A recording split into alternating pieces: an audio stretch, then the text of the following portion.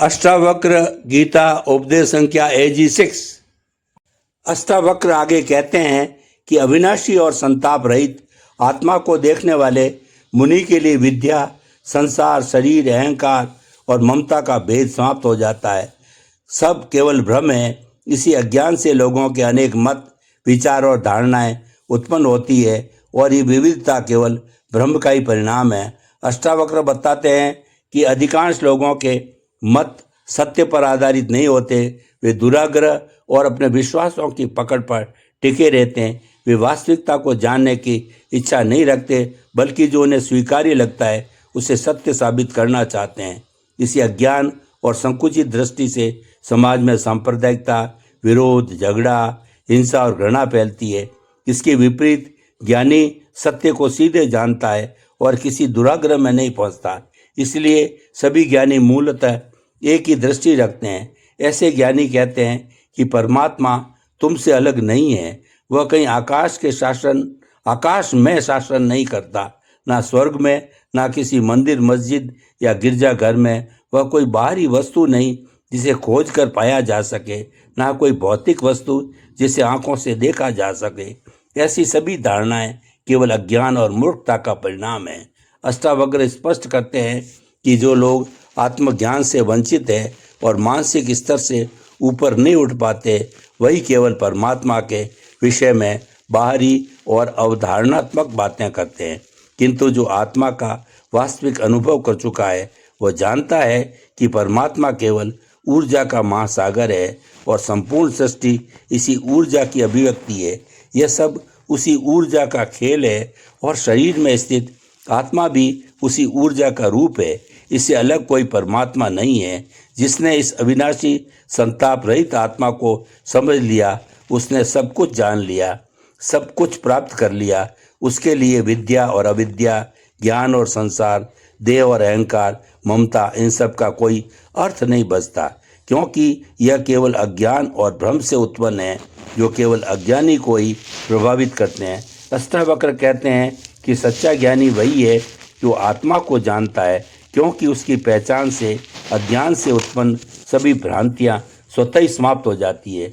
वो आगे बताते हैं कि चाहे कोई व्यक्ति निरोध, तप या अन्य कर्मों में संलग्न क्यों न हो, यदि उसके मन में मनोरथ और व्यर्थ के विचार मौजूद है तो तत्क्षण उन विचारों को पूरा करने में ही लग जाता है। वास्तव में मनुष्य के समस्त कर्म, आचरण और व्यवहार केवल उसके चित्त की वृत्तियों का प्रतिबिंब होते हैं।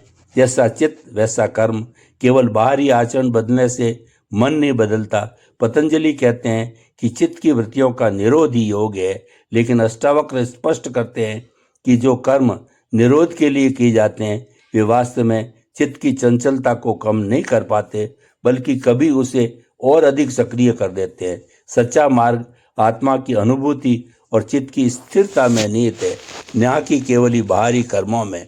अष्टावक्र स्पष्ट करते हैं कि जो निरोध या ध्यान जैसे कर्म हम प्रयास से करते हैं, उनके पीछे हमेशा वासना, अपेक्षाएं और इच्छाएं जुड़ी होती है। ऐसे में बाहरी कर्मों से चित्त का वास्तविक निरोध नहीं हो सकता।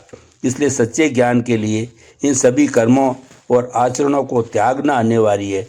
कर्म हमेशा वासनाओं से प्रेरित होते हैं और यही उन्हें बंधन बनाता है, जिससे सच्चा बोध संभव नहीं होता।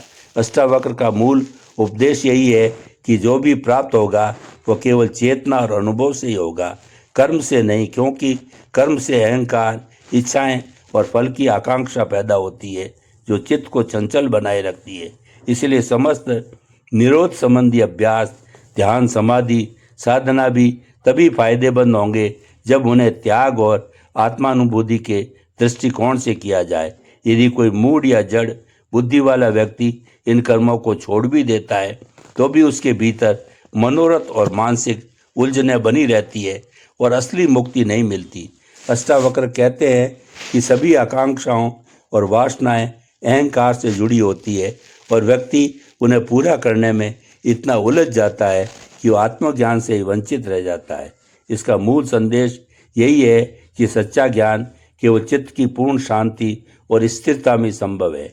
निरोध या अन्य साधनात्मक कर्म करने से या उन्हें किसी उद्देश्य के लिए त्यागने से आत्मज्ञान प्राप्त नहीं होता। आचरण या कर्म करना या छोड़ना महत्व नहीं रखता। असली महत्व है मूढ़ता, अज्ञान और भ्रांतियों का त्याग करना। अष्टावक्र कहते हैं कि मंद बुद्धि वाला व्यक्ति भले ही तत्वों का ज्ञान सुन ले, फिर भी मूढ़ता नहीं छोड़ पाता। वो बाहरी दृष्टि से निराकल्प या शांत दिखता है, पर भीतर विषयों और लालसाओं में उलझा रहता है और इसलिए असली मुक्ति और आत्मा की अनुभूति से दूर रहता है। अष्टावक्र बताते हैं कि मनुष्य में अनेक प्रकार की मूढ़ताएं विद्यमान होती है। अहंकार, वासनाएं, इच्छाएं, फल की आकांक्षाएं और कामनाएं, यही मूढ़ताएं किसी भी कर्म, आचरण या व्यवहार को प्रभावित करती है और उन्हें असली दृष्टि से अवांछनीय बनाती है। राजा जनक जैसे निर्मल चित्त वाले व्यक्ति ही अष्टावक्र के उपदेश को सुनकर सीधे आत्मज्ञान को प्राप्त कर पाते हैं, क्योंकि उनका मन साफ और निष्कलंक होता है।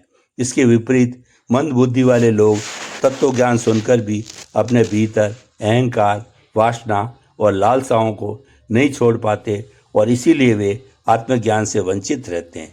चाहे वह व्यक्ति बाहरी दृष्टि से निर्विकल्प या ज्ञानी की भांति सभी साधनात्मक कर्म करे या वासना और कामनाओं का त्याग करने का नाटक ही क्यों न करे, मन में विषयों की लालसा बनी रहती है। असली अंतर यही है, मन का शुद्ध होना ही आत्मा का अनुभव संभव बनाता है, ना कि केवल बाहरी कर्म या दिखावटी त्याग। अष्टावक्र बताते हैं, मंद बुद्धि व्यक्ति केवल कर्मों के आचरण और त्याग को देखकर ही उन्हें समझने की कोशिश करता है, परंतु वह अपने भीतर छिपे गूढ़ तत्व को कभी नहीं पहचान पाता।